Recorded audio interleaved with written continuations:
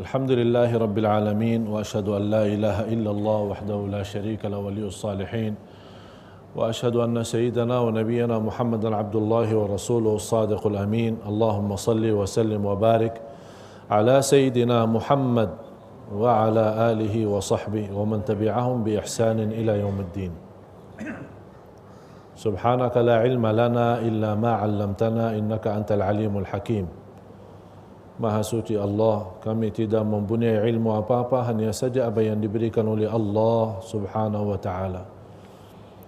Mudah-mudahan kita semua sama-sama mendapatkan ilmu bermanfaat, dan mudah-mudahan majlis kita ini untuk mempelajari sirah Nabi Muhammad sallallahu alaihi wasallam menjadi salah satu tanda kita cinta Rasul, dan mudah-mudahan kita jumpa beliau di hari kiamat dalam keadaan beliau senang dan ridha terhadap kita semua. Amin ya rabbal alamin. Kelahiran Rasulullah sallallahu alaihi wasallam. Kita semua tahu kelahiran Rasulullah sallallahu alaihi wasallam di hari Senin. Oleh karena itu disunnahkan kita puasa hari Senin. Rasulullah sallallahu alaihi wasallam menjaga sebuah puasa sunnah, puasa hari Senin. Ditanya oleh sahabat, "Ya Rasulullah, kenapa engkau puasa hari Senin?" Rasulullah SAW bersabda, "Yaumul Itsnaini yaumun wulidtu fihi." Hari Senin hari kelahiran saya, kata Rasulullah SAW. Di sini Rasul mengikatkan ibadah puasa dengan hari kelahiran. Kalau dalam bahasa konteks kita, boleh orang-orang di ulang tahun, hari ulang tahun, hari jadi, boleh berpuasa. Misal, anda jadi di hari Senin, terus kalau anda puasa hari Senin untuk mensyukuri nikmat untuk hari jadi, ya tidak apa, boleh. Misal anda jadi di tanggal 20, misal Januari misalnya, atau 20 misal Rabi' atau 20 Safar, atau apa saja tanggal-tanggal, kalau boleh kita mau berpuasa, tidak apa. Karena contoh Rasulullah saja, di hari kejadiannya, hari kelahirannya Rasulullah sendiri berpuasa. Di situ ada pemahaman, kalau Rasulullah puasa hari Senin, alasannya hari Senin, hari kejadian beliau, hari kelahiran beliau. Yang kita sudah faham semua, puasa adalah ibadah.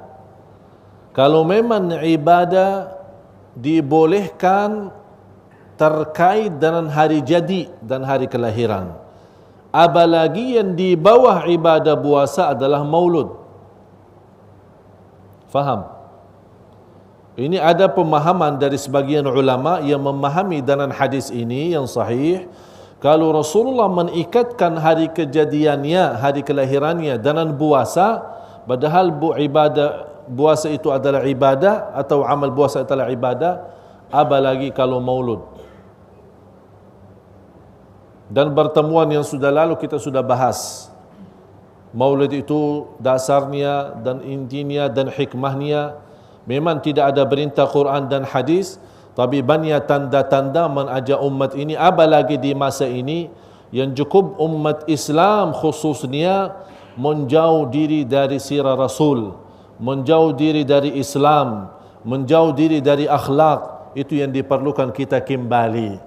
Diharapkan mudah-mudahan dengan kita mengadakan maulud, merayakan hari maulid seperti 12 Rabiul Awal, atau mulai dari hari pertama Rabiul Awal sampai akhir, semuanya kita punya niat dan tujuan agar umat Islam ini kembali lagi kepada akhlak Rasul, kembali lagi mempelajari sirah Rasul, kembali lagi bangkitlah cinta Rasulullah sallallahu alaihi wasallam. Sebagaimana alhamdulillah seperti sebuah kemudahan kemuliaan yang diberikan oleh Allah kepada negara Brunei Darussalam, mulai dari sultannya sampai rakyatnya, Masya Allah semua ikut merayakan hari maulud. Mengharapkan apa? Hanya mengharapkan ridha Allah subhanahu wa ta'ala. Sebagaimana ulama menjelaskan, pasti orang-orang yang cinta Rasul dan mengikuti merayakan maulid macam ini, termasuk orang-orang mendapatkan pahala cinta Rasulullah sallallahu alaihi wasallam. Walaupun ada berbeza pendapat antara ulama, hari kelahirannya sudah jelas hari Senin. Tapi yang menjadi persoalan tanggalnya, tarikhnya. Ada yang bilang hari yang kedua Rabiul Awal. Ada yang bilang tanggal 9 Rabiul Awal.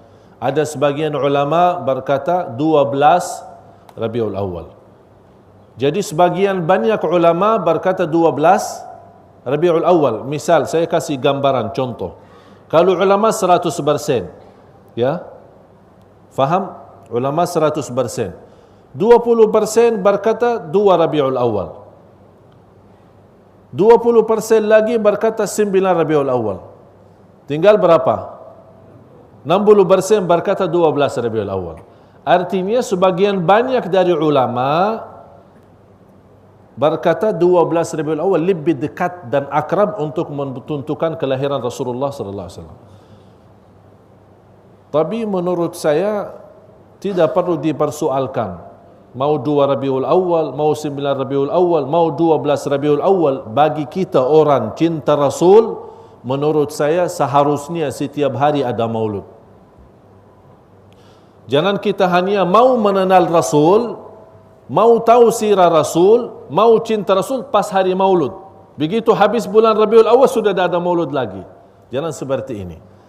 Bagaimana kita memberaktik dan membuktikan, kita menampak dalam sehari-hari kita, setiap hari jadi maulud, akhlak kita, amal kita, taqwa kita, di rumah tangga kita, di luar, di masjid, di luar masjid, di kantor, di dalam pekerjaan, di mana saja kita berada, selalu terbawa nama Muhammad sallallahu alaihi wasallam.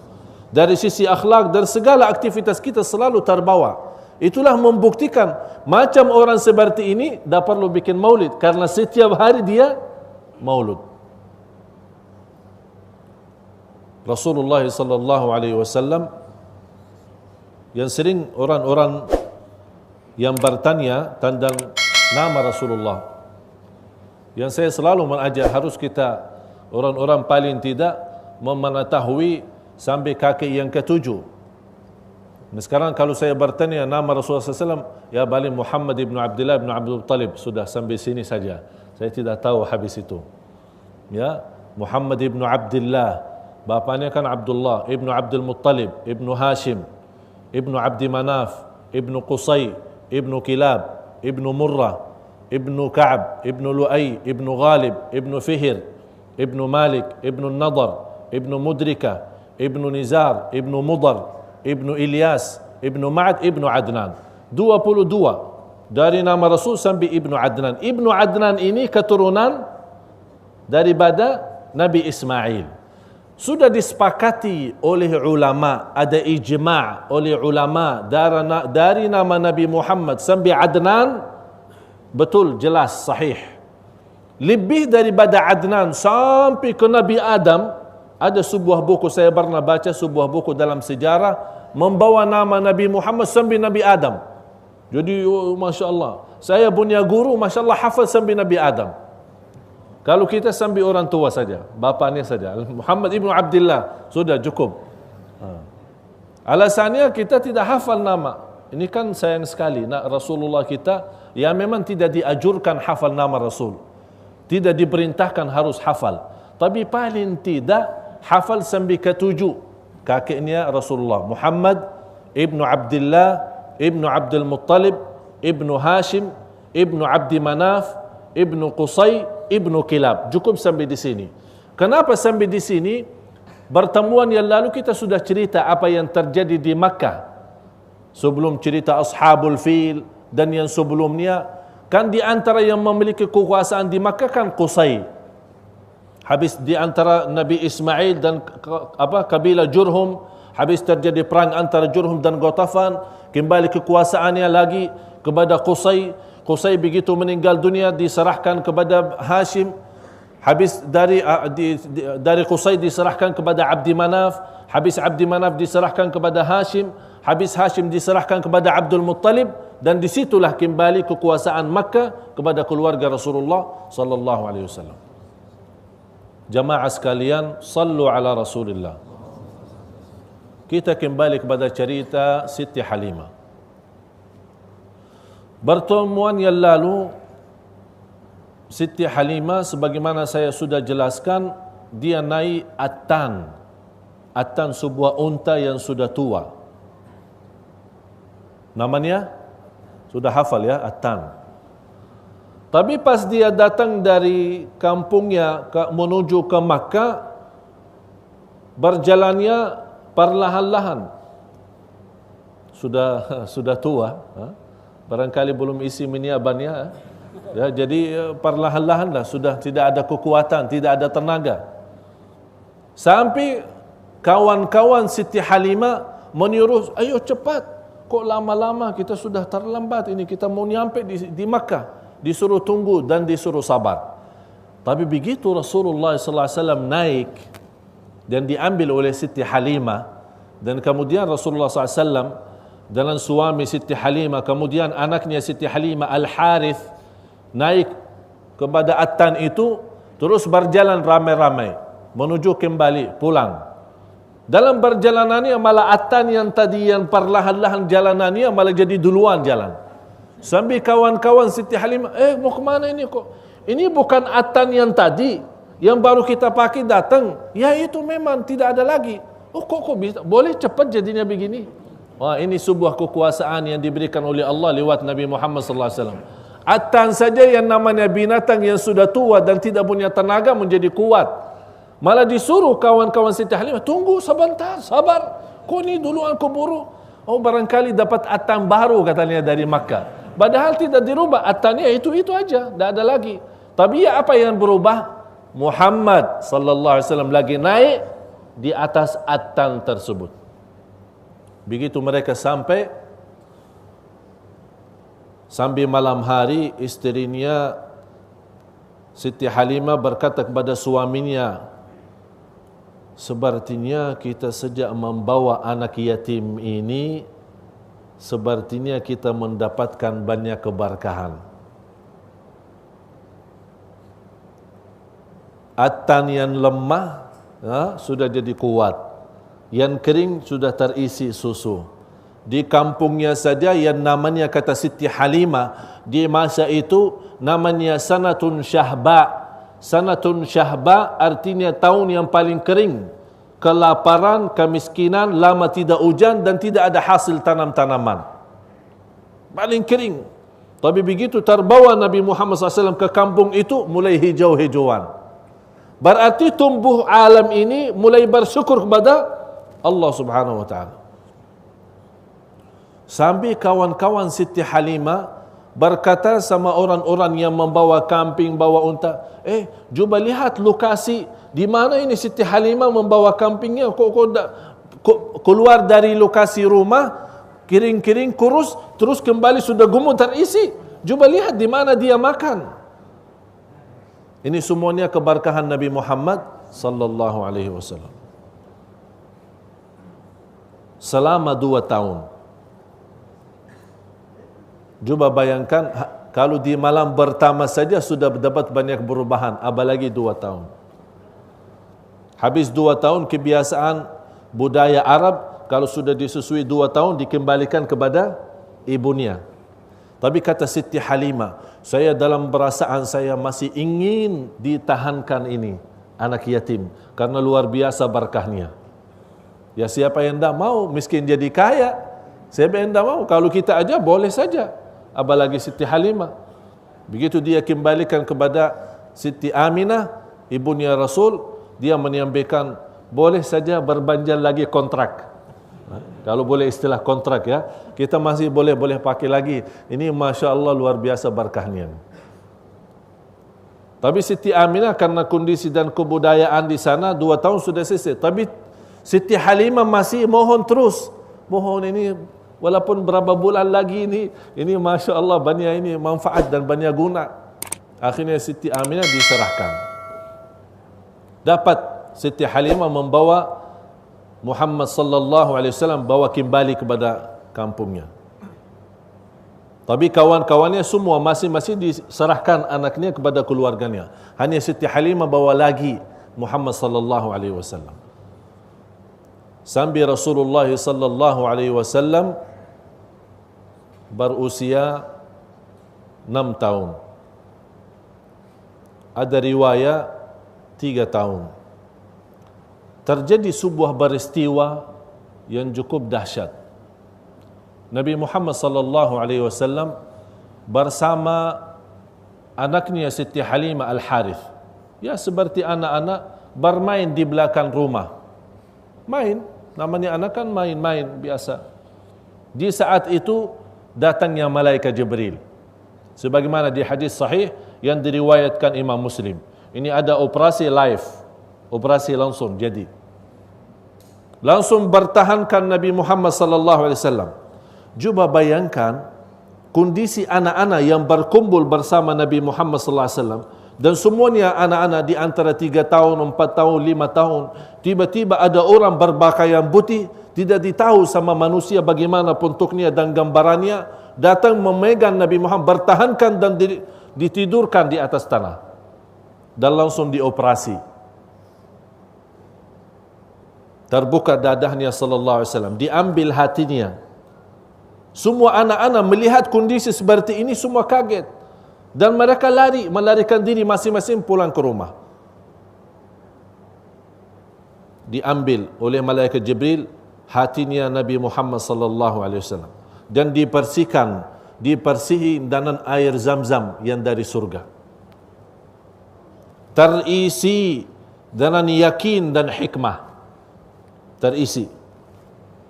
Wa man yu'tal hikmata faqad utiya khairan katsira. Barang siapa yang memiliki hikmah, dia akan memiliki segala kebaikan. Banyak manfaat. Oleh kerana itu Allah sengaja mengisi yakin dan hikmah. Dan di saat itu malaikat Jibril mengambil sebuah sepuku darah yang hitam. Kata malaikat Jibril, ini nasibnya syaitan. Nasibnya syaitan, sepuku darah dalam hati Rasulullah diambil oleh malaikat Jibril agar syaitan pun tidak punya jalur kepada Rasul. Persih lahir batin. Itu sepuku darah itu yang ada yang tertumbul dalam hati Rasulullah itu sudah dimiliki oleh banyak semua manusia. Jadi kalau ada sifat dengki, sifat hasud, sifat benci, sifat-sifat batin yang namanya sifat yang tidak baik, itu semuanya dari sepuku darah syaitan. Nasibnya syaitan untuk menggoda manusia. Tapi Rasulullah sallallahu alaihi wasallam dibersihkan dari nasibnya syaitan itu. Menjadi manusia yang sempurna, lahir dan batin sallallahu alaihi wasallam. Begitu Siti Aminah, Siti Halimah datang melihat kondisi Rasulullah berjalan, oh, ini sudah berasi habis, cepat. Tidak bagi kamar ICU, tidak bagi ambulan, tidak bagi hospital, langsung jadi, sudah selesai, habis tugas. Sudah terisi iman, hikmah dan yakin. Disitulah terlihat Siti Halimah melihat kondisi Rasulullah SAW sudah mulai ada perubahan. Sepertinya orang sakit, takut. Kata suaminya, coba kita cepat, jangan-jangan yang goda tadi itu syaitan. Dia tidak tahu ini siapa. Muhammad sallallahu alaihi wasallam. Yang disayangi dan dicintai Allah, yang senantiasa dalam perlindungan Allah. Oleh kerana itu ada hikmahnya, beliau dilahirkan dalam keadaan yatim, hidup yatim dan hidup miskin, agar dia dalam selama hidupnya tidak ada kebutuhan kepada manusia, hanya kepada Allah Subhanahu wa taala. Tertanam keyakinannya kepada Allah. Oleh kerana itu kata Rasulullah, inni la atqakum lillah wa akhsyakum lah. Aku yang paling takwa kepada Allah. Bagaimana beliau menjadi orang yang bertakwa kepada Allah kalau tidak terisi iman dan yakin yang luar biasa? Sallallahu alaihi wasallam. Habis itu Siti Halimah membawa Muhammad sallallahu alaihi wasallam dikembalikan ke ibunya. Kata ibunya, ada apa beritanya? Kemarin saja mau bawa ke, sekarang cepat-cepat balik lagi. Ada apa ini cerita? Kata Siti Halimah, ya ada apa, kita ada banyak ini kesibukan, banyak urusan.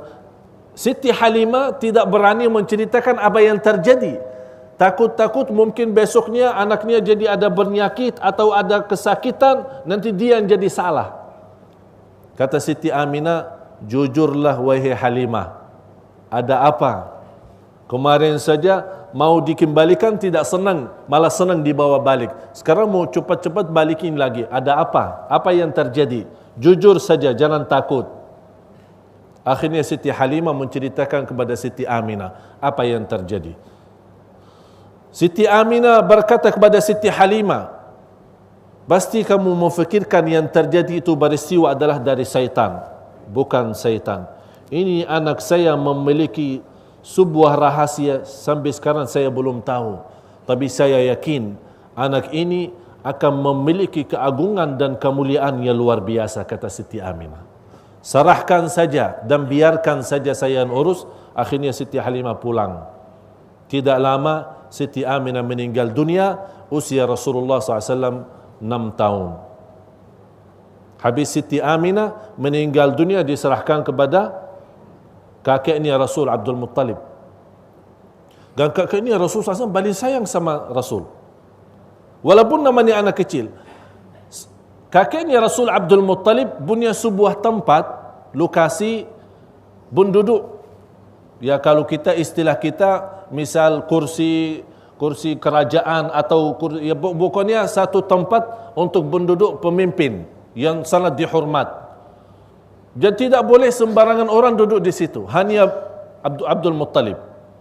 Tapi begitu Rasulullah datang umurnya 6 tahun, 7 tahun, dia suka bermain di sebelah Al-Ka'bah, dia suka duduk.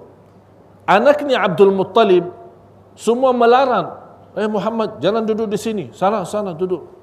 Kata Abdul Muttalib, biarkan saja, saking senangnya dan cintaannya kepada Muhammad sallallahu alaihi wasallam. Tidak lama juga Abdul Muttalib meninggal dunia. Diserahkan kepada Abu Talib, paman Rasulullah sallallahu alaihi wasallam. Meninggal dunia umur Rasulullah SAW sudah 8 tahun. Cuba bayangkan jamaah sekalian, peristiwa itu, ini semuanya Rasul masih anak. Meninggal bapaknya belum dia lahir, kemudian ibunya dia masih 6 tahun, kemudian kakeknya. Ini semua Allah juga mengingatkan pas turunnya Al-Quran, sebagaimana dibaca oleh imam kita, wadduha wal laili idza saja ma wadda'aka rabbuka wa ma qala. Allah tidak pernah tinggalkanmu. Selalu Allah Subhanahu ada bersamamu. Alam yajidka yatiman fa'awa. Dalam keadaan yatim piatu, tidak ada yang urus. Allah Subhanahu selalu ada bersama Muhammad sallallahu alaihi wasallam. Jadi Nabi Muhammad SAW sangat dilindungi oleh Allah sebelum menjadi Nabi. Sangat dipelihara, sangat terjaga, sangat dikawal sallallahu alaihi wasallam. Abu Talib punya keluarga besar, anaknya banyak. Tapi kelebihan Nabi Muhammad sallallahu alaihi wasallam, kalau saat makan, kalau Rasul ikut makan, semuanya bisa boleh kenyang dan alhamdulillah masih tersisa makanan. Tapi kalau Muhammad tidak ikut makan, saking banyak anaknya Abu Talib, makanannya habis dan belum boleh kenyang dan tidak ada sedikit pun. Kata Abu Talib ini selalu kalau ada makanan, jadi yang datang duluan Muhammad ini. Selalu Abu Talib kalau sudah ada makanan, anaknya datang kumpul semua, mau makan sampai habis. Jadi kalau mau datang, tunggu, mana Muhammad? Biar terjamin makan dah habis. Kalau udah anak Muhammad habis, dipanggil Muhammad sallallahu alaihi wasallam. Suruh antum makan dulu, nanti baru anak-anak saya ini. Allahu Akbar. Berarti Nabi Muhammad sallallahu alaihi wasallam sebelum jadi Rasul dan masih dalam usia anak ya, masih belum 10 tahun mendapatkan banyak keberkahan. Allahumma salli wa sallim wa barik ala Sayyidina Muhammad. Habis itu terjadi banyak peristiwa selama Rasulullah SAW bersama pamannya Abu Talib, kemudian berjalan dari Makkah ke Asyam, untuk berusaha. Ini salah satu karena Abu Talib merasa keluarganya cukup besar, cukup banyak, dan dia termasuk orang miskin. Abu Talib beda sama kakeknya, beda sama keluarga yang sebelumnya. Oleh karena itu berusaha Abu Talib memiliki berdagang atau berusaha dari Asyam atau dari Yaman agar bisa membawa harta dan bisa untuk berinfak dan bernafkah kepada keluarganya termasuk Muhammad sallallahu alaihi wasallam.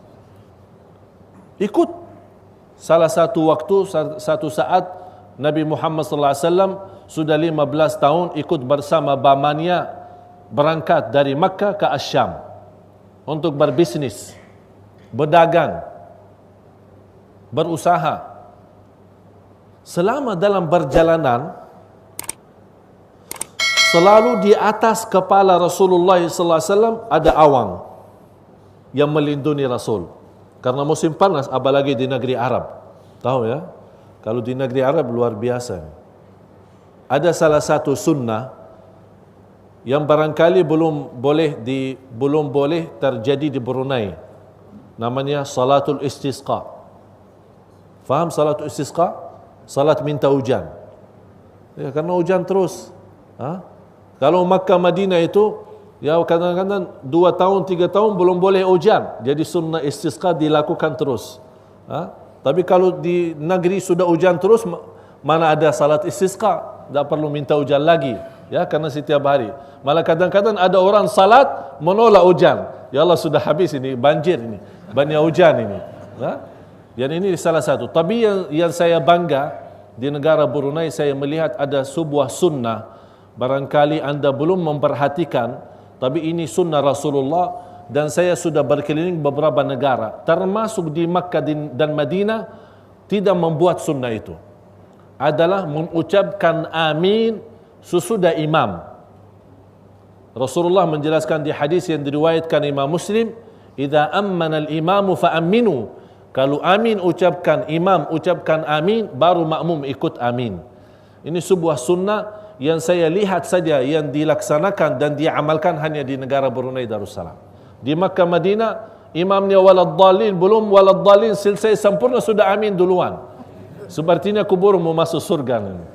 Padahal pahala ikuti habis imam amin.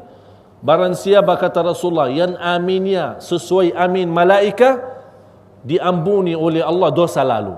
Masya Allah. Oleh karena itu, saya harap tetap jaga sunnah ini, tidak mendahului imam baca amin. Begitu imam mengucapkan amin, boleh langsung ikut, dan mohon imamnya juga jangan lama-lama. Ya, kadang boleh imam waladdallin, makmum nunggu-nunggu kok imam dah amin-amin ini. Ini kan dah macam ini dah boleh. Jadi persoalan macam ini, kewajiban imam harus menjaga masail seperti ini, apalagi yang terkait dengan fiqhul imam. Harus imam memahami fiqhul imam agar boleh jadi imam dan bisa memimpin jamaah. Jamaah sekalian, sallu ala Rasulillah. Banyak cerita untuk menyelesaikan sirah Rasulullah. Boleh kita berkata 3 bulan, boleh 6 bulan, belum tentu habis. Tapi waktu kita singkat, mudah-mudahan dalam pertemuan yang akan datang kita masih lanjut kemanusiaan dan Muhammad sebelum jadi Rasul. Apa yang akan terjadi dan banyak peristiwa yang terjadi dalam perjalanan Rasul ke Asyam dan kehidupan Rasul di Makkah, peristiwa saat menghancurkan Al-Ka'bah dan membangunkan Al-Ka'bah kembali, dan banyak hal-hal yang terjadi, dan kemudian pernikahan Rasul dengan Siti Khadijah radhiyallahu anha. Mudah-mudahan dalam pertemuan yang akan datang kita akan lanjut sirah Nabi Muhammad sallallahu alaihi wasallam. Inna Allah wa malaikatahu yusalluna ala nabi ya ayyuhalladzina amanu sallu alaihi wa sallimu taslima. Allahumma salli wa sallim wa barik ala sayyidina Muhammad wa ala alihi wa sahbihi ajma'in walhamdulillahi rabbil alamin.